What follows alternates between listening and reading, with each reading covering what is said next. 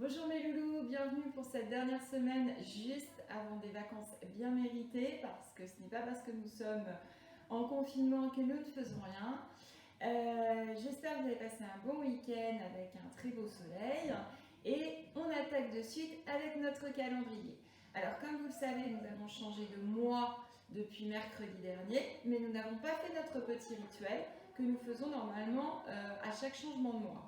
À savoir les prises de repères dans notre calendrier par rapport à nos anniversaires, parce qu'on va en avoir deux ce mois-ci. Alors vous me suivez? Donc, là c'est le vôtre. Là c'est comme si c'était celui de la classe. Donc moi j'ai déjà pris mes repères. Mercredi est terminé, nous n'avions pas classe, c'est en jaune. Jeudi, vendredi, nous avions travaillé, même si jeudi vous avez fait un défi poisson d'avril. Samedi, dimanche, c'était le week-end, donc en jaune. Aujourd'hui, ce n'est pas encore colorié.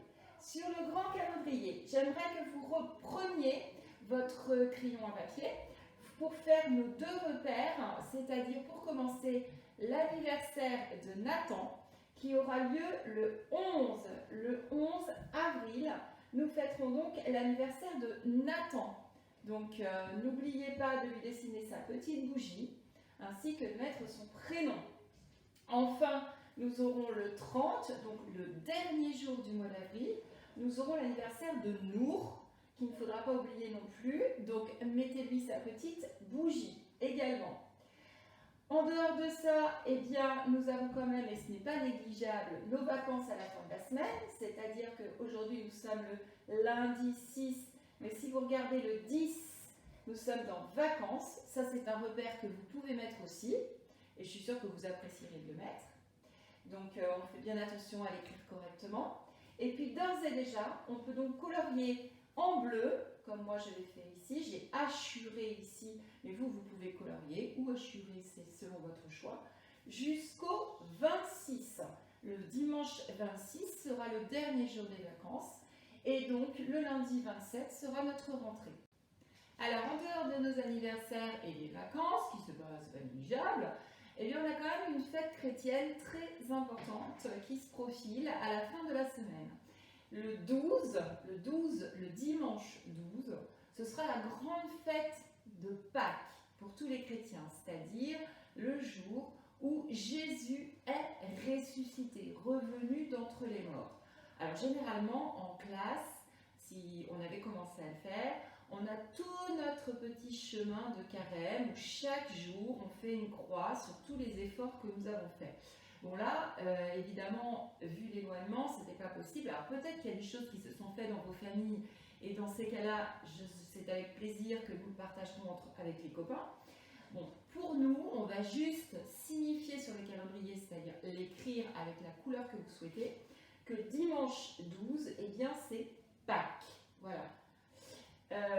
Donc voilà pour le calendrier, mais vous laissez votre cahier ouvert, puisque la semaine dernière, je vous avais proposé un travail sur le printemps. On commençait un travail sur le printemps, et on va le poursuivre aujourd'hui avec un petit travail de lecture. Donc à la fois un repère dans le temps et à la fois de la lecture.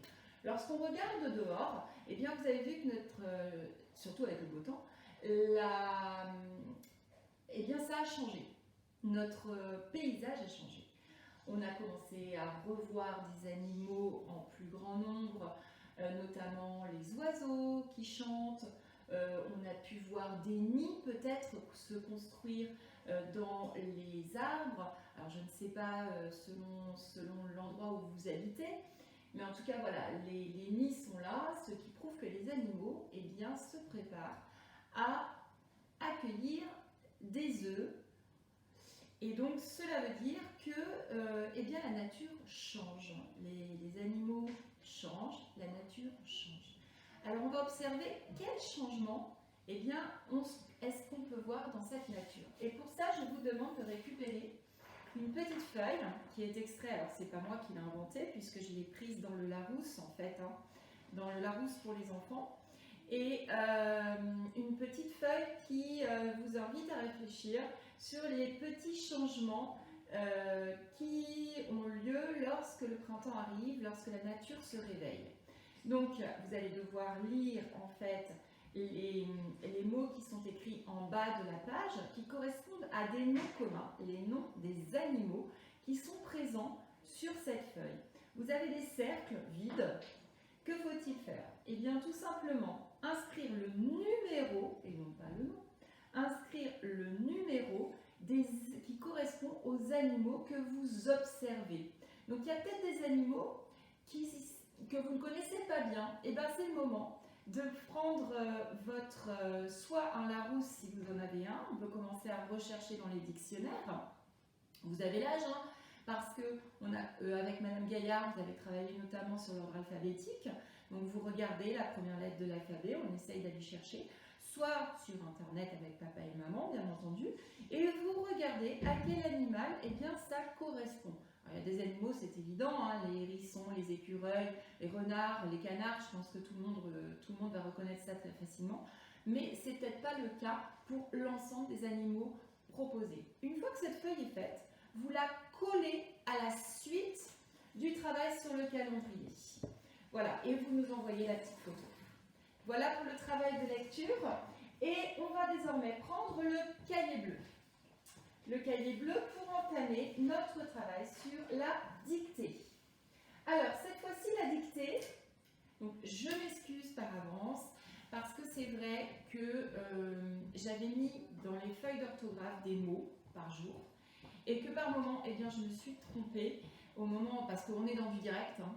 Donc il y a des moments où je reste sur une idée et puis en fin de compte, eh ben, ce n'étaient pas les mots qui étaient proposés. Donc évidemment, les mots à prendre en compte sont les mots qui étaient écrits sur la feuille. J'espère vraiment que vous avez travaillé en ce sens. Si ce n'est pas le cas, je ne vous en tiendrai pas rigueur parce que ce n'est pas votre faute, c'est la mienne. Donc cette fois-ci, je vous propose 2 courtes phrases qui reprennent des mots que normalement vous êtes censé avoir vu. Alors, je vais commencer par vous les lire, ces 2 phrases, et ensuite on fait notre dictée. Donc, on n'oublie pas, on ouvre son cahier bleu, on a la marge qui est toujours en rouge, on compte nos 3 carreaux, and today we have Monday, yesterday we were Sunday and tomorrow we will be Tuesday. Si vous avez regardé un peu la vidéo de Lise, eh bien nous sommes au mois... Alors si Rodrigo était là, je suis sûre qu'il lèverait le doigt tout de suite. In April, nous sommes au mois d'avril, ce qui est le 4e mois de l'année. Nous sommes le 6e jour du 4e mois de l'année 2020, toujours écrit à 3 carreaux à partir de la marge.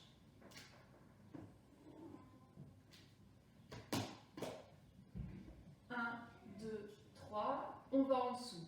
1, 2, 3, et nous faisons la dictée.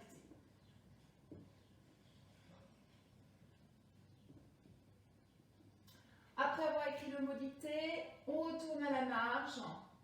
On fait une petite croix pour se donner un repère et on démarre.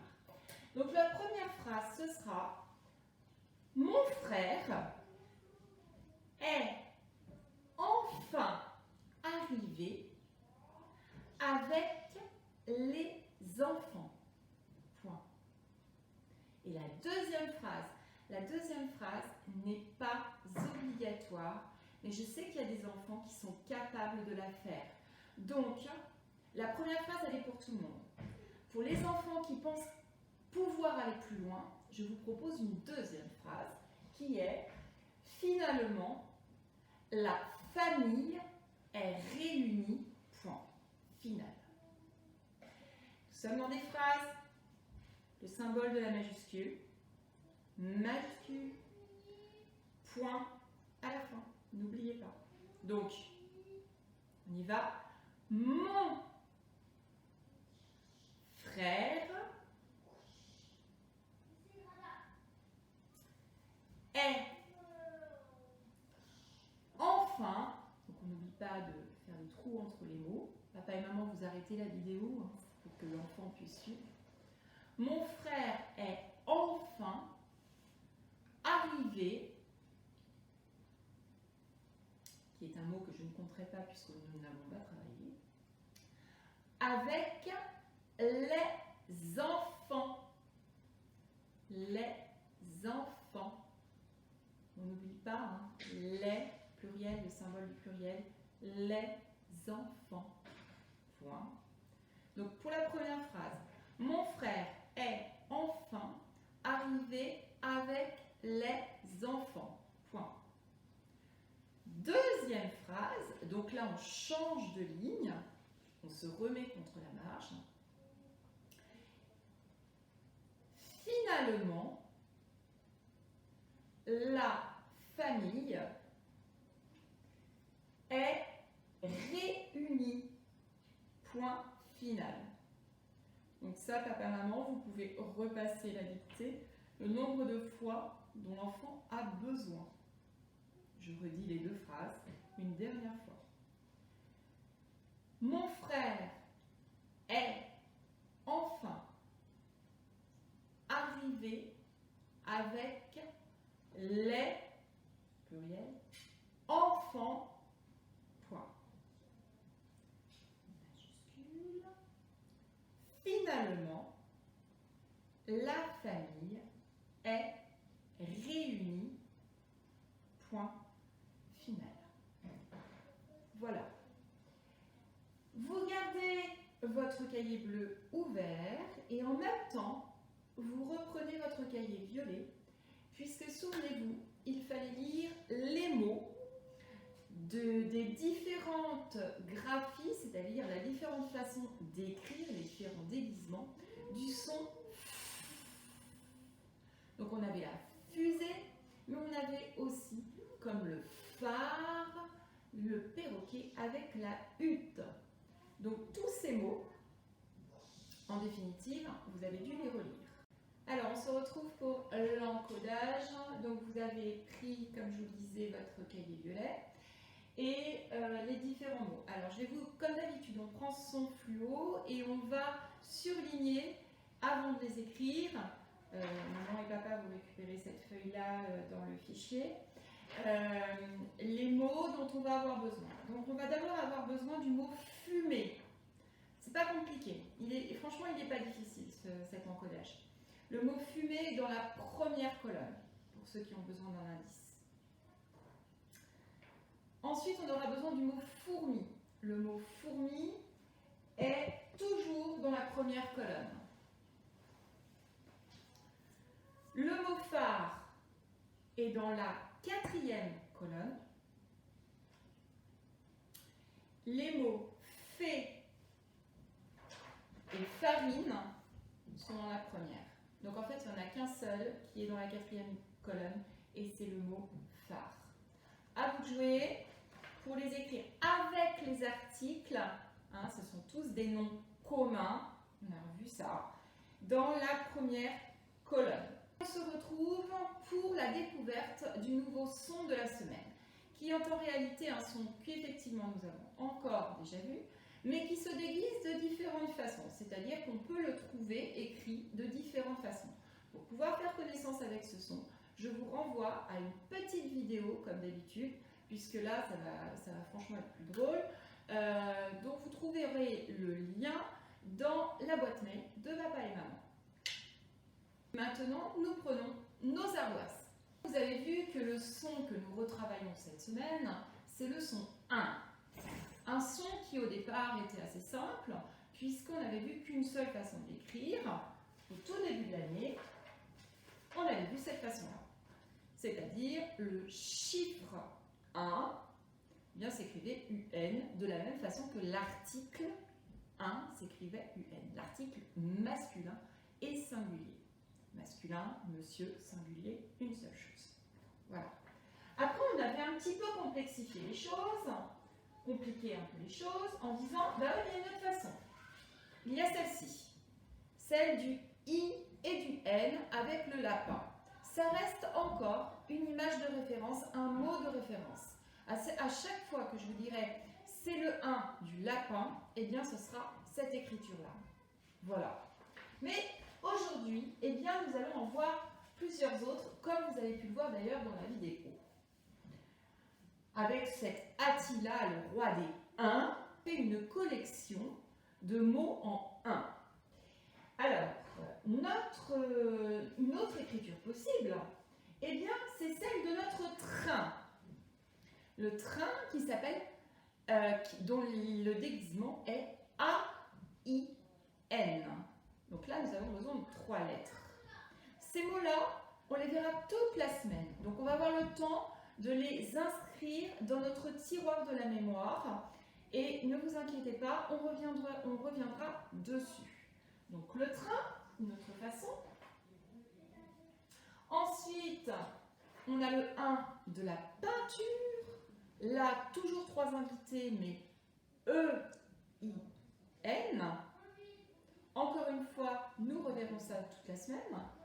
Et pour finir, un que peut-être nous avions déjà un peu vu, c'est celui du I-M, le timbre. Donc, pourquoi le M? On en avait déjà un petit peu parlé. Eh bien, parce qu'il est devant la botte. Voilà. Et ce qui se passe la même chose quand on est devant le P, devant le perroquet. Donc, on verra ça un petit peu plus tard. Mais sachez que voilà, les différents déguisements du son 1, on a UN, qu'on connaissait déjà avec le chiffre et l'article. On a IN, qu'on connaissait avec notre lapin. On a AIN, qu'on connaissait avec le train. On a EIN, qu'on ne connaissait pas avec la peinture. Et enfin, IM, avec le timbre. Alors attention, sur nos ardoises, je fais le petit jeu des devinettes comme d'habitude. Je suis un animal qui vit dans l'eau et qui peut avoir un aileron. Un aileron. Qui suis-je?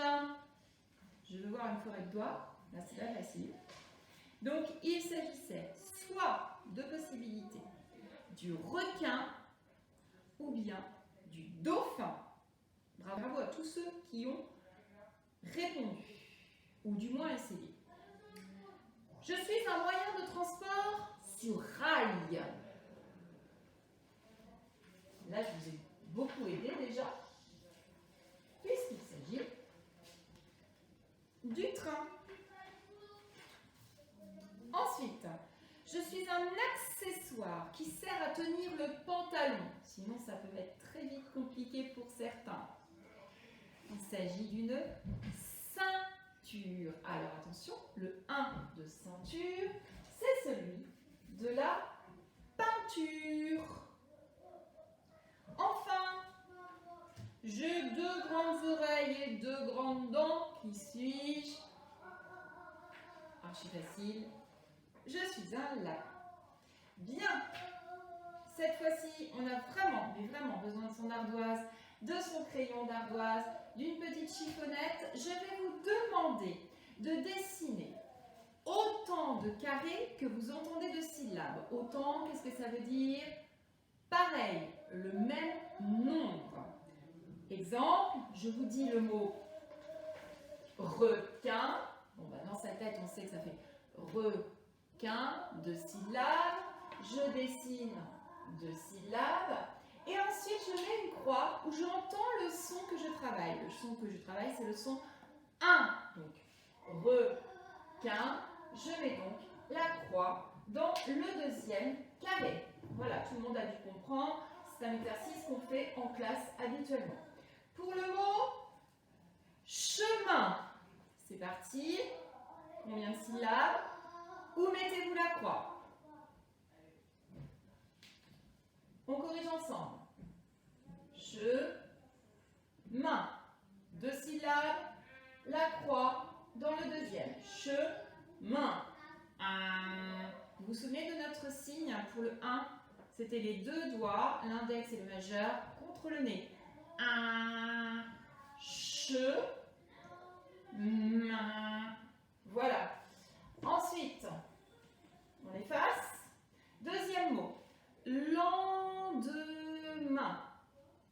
Lendemain. Combien de syllabes? Où situez-vous le son? On corrige. Lendemain.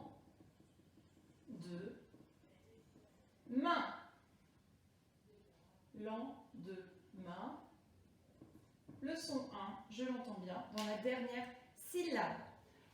On efface. Tambourin. Instrument de musique à percussion.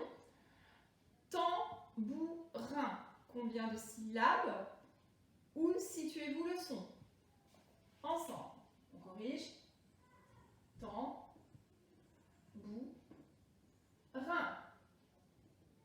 Le son est dans la troisième syllabe.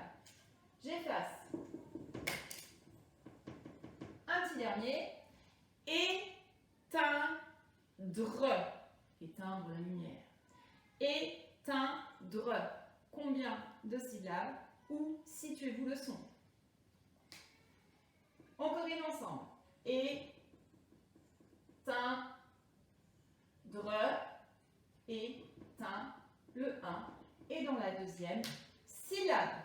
Voilà. Alors, on attaque avec l'orthographe. Vous avez toujours besoin de votre ardoise. Là, on va faire un petit changement de formule parce que jusqu'à présent, on était sur des mots qu'on apprenait 2 mots par jour.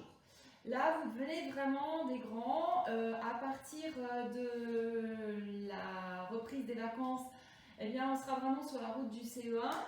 Et eh bien, je vais vous demander de commencer à apprendre des morceaux de phrases.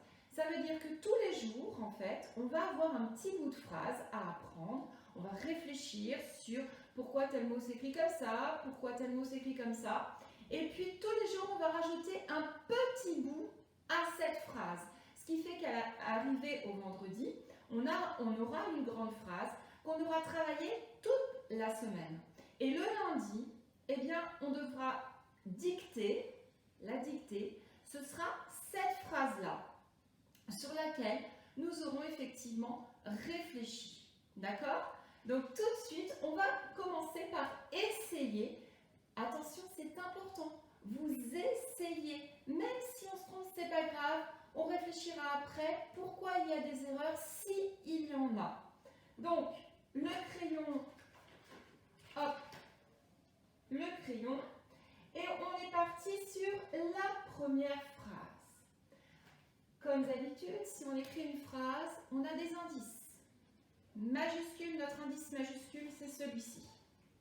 D'accord? On ouvre la porte de la phrase. Le pluriel, c'est celui-là. Il y en a plusieurs. Et le point final, ça c'est pas négligeable. Point final, la phrase est fermée. Donc, on va commencer par le mot lundi. Alors, je vous laisse essayer de l'écrire. Lundi.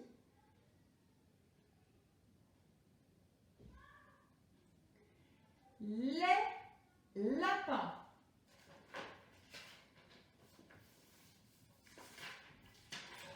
Mon indice, plus, attention, pluriel. Les lapins.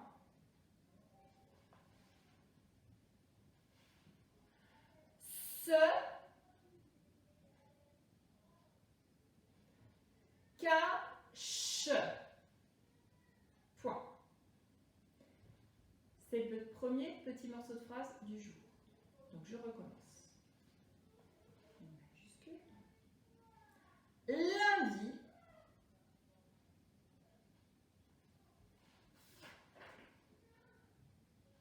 Le 1 de la fin. Les lapins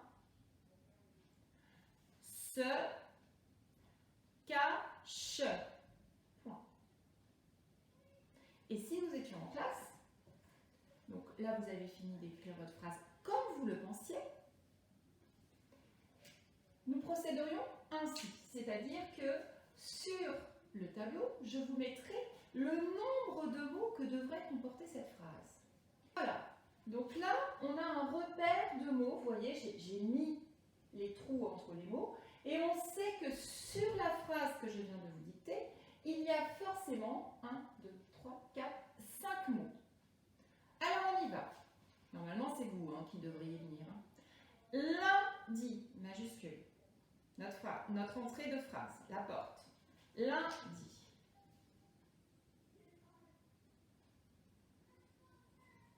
Alors pourquoi je ne vous ai pas aidé pour celui-là? Parce que c'était un ancien mot outil. Mais le 1, c'est bien celui de notre chiffre. 1.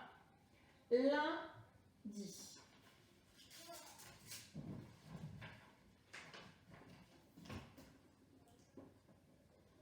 Après, je vous ai dit les lapins. Lapin, mot de référence. Attention au 1. Et je vous ai aussi fait ce signe. Pluriel. Les. Article.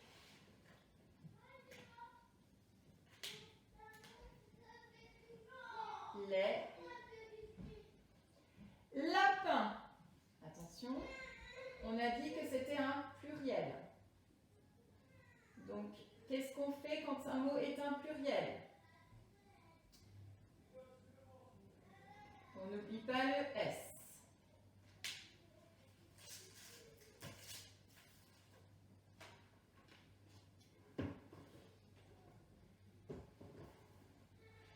Ce, tout simple, il fallait juste chanter les sons.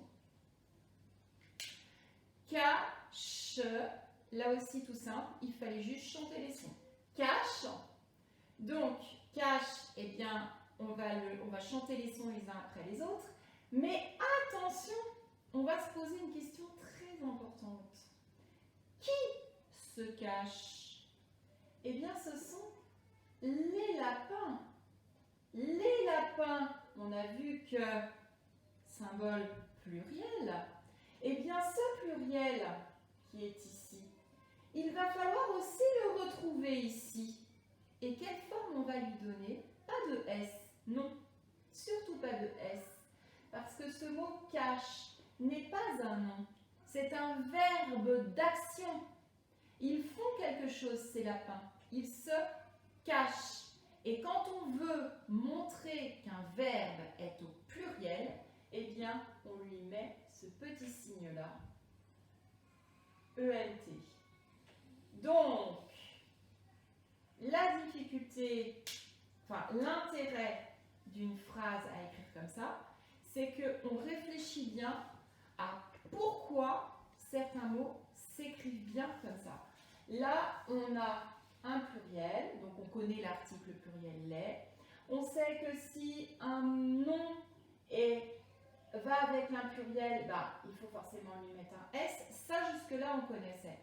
Mais ce qu'on ne connaissait pas, et qu'on n'a pas encore vu, mais c'est pas grave, on anticipe, c'est que le verbe qui vient derrière, c'est-à-dire l'action que font les lapins, eh bien, pour montrer que ce mot-là, il va quand même avec celui-là, puisque ce sont les lapins qui se cachent, eh bien, on lui met un pluriel, et le pluriel du verbe, eh bien, c'est pas S, surtout pas, c'est NT. Alors, cette phrase-là, vous prenez le temps de bien l'écrire sur votre ardoise, le nombre de fois qu'il faut, et ensuite, vous allez prendre votre cahier bleu, et en dessous la dictée que nous avons faite, eh bien, vous allez l'écrire correctement, en mettant bien avec votre fluo, on surligne les difficultés, c'est-à-dire le S qui est là, on fait la flèche qui l'amène jusqu'au S qui est là, et ensuite on fait une autre flèche qui l'amène jusqu'au NT qui est là, parce que tout va ensemble. Voilà, on n'oublie pas la majuscule et on n'oublie pas le point à la fin. Ça fait beaucoup de choses, hein. C'est normal que c'est un peu compliqué au début, parce que là c'est la première fois qu'on fait cet exercice.